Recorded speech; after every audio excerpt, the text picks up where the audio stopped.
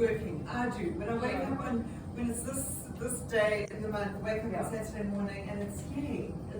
So that is firstly a real privilege to realize that our work can be our happy space. So anyway, so where did I start with your life? I remember so clearly, as though it was yesterday, and it really wasn't, it was years and years ago.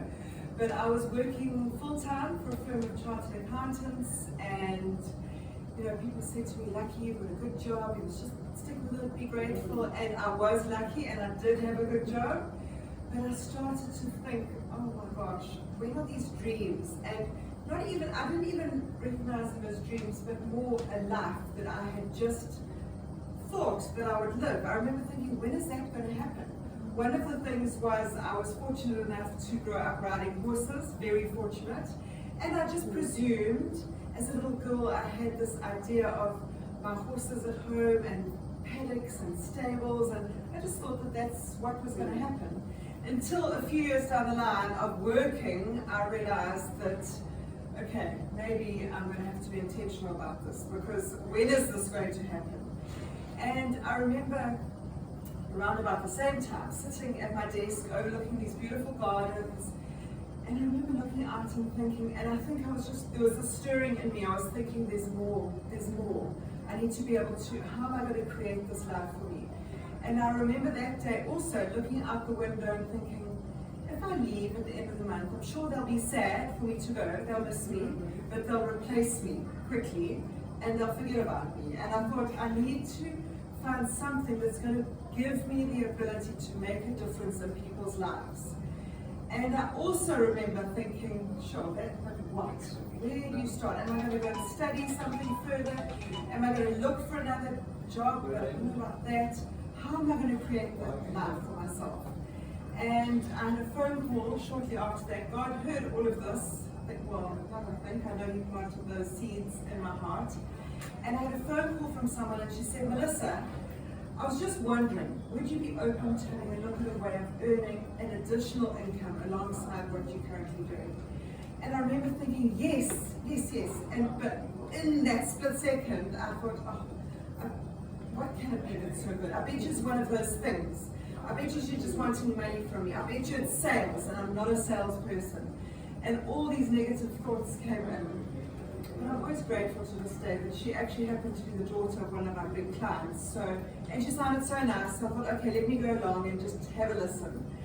And it was that day, sitting at a little coffee shop at my lunchtime. It wasn't even a lunch hour, it was a lunch 45 minutes. That also irritated me, because I feel I can't go the rest of my life only having 45 minutes available to me in the middle of the day. Anyway, I sat there and I started to hear about all of this, and I started to think, what if just a little bit, what if what she says is true? What if it could be for me too?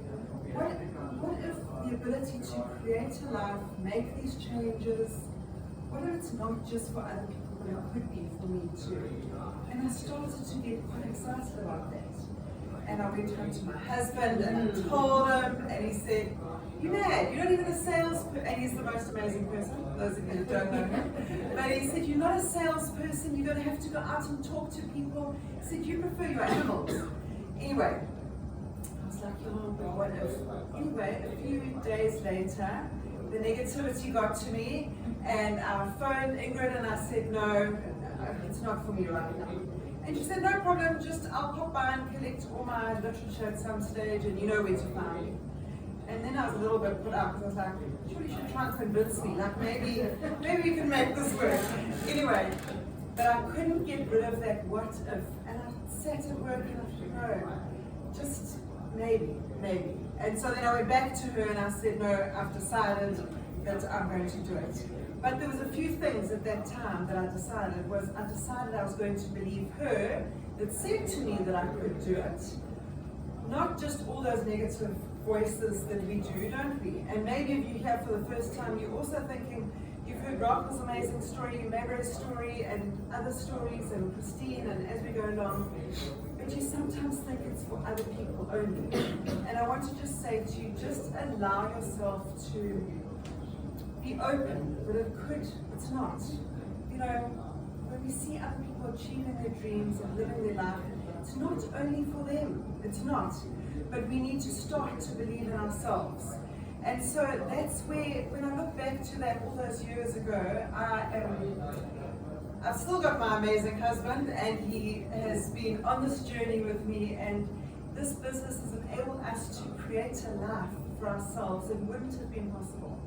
Our eldest son is 17 and youngest daughter is 16, and so for those 3 children, this near life business has enabled me to be a stay-at-home mom with them, but at the same time have a business that I'm excited about, that I'm able to pass on to other people. Just this last week, it's been school holidays, so my youngest daughter who's 16, and it's really struck me again this week, just how incredible this business is. I get goosebumps when I talk about it, because I've been able to be present for her.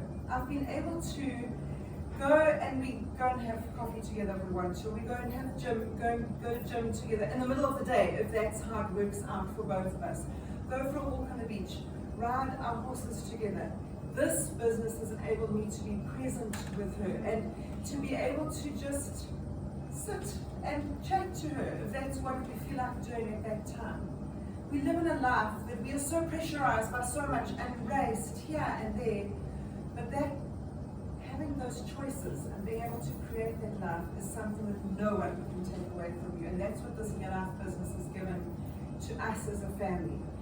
Just being able to be there and be present for my family. Yes, we've had beautiful overseas holidays and we're excited about Egypt next year, but just being able to be present it's something that we can't put a price on that. And so that's why I get excited about sharing it with other people, because over the years I've also had the privilege of, I've got an incredible team around the world and seeing it do the same thing for them as well. And some people that just started with using the Super 10 maybe, or the Train N, but then just started to see, hold on, if this is working for me, I need to share it with other people. I need to share the good news with other people, share the hope with other people. And so, for me, it started with a dream. This pen isn't going to make it all the way through, is it?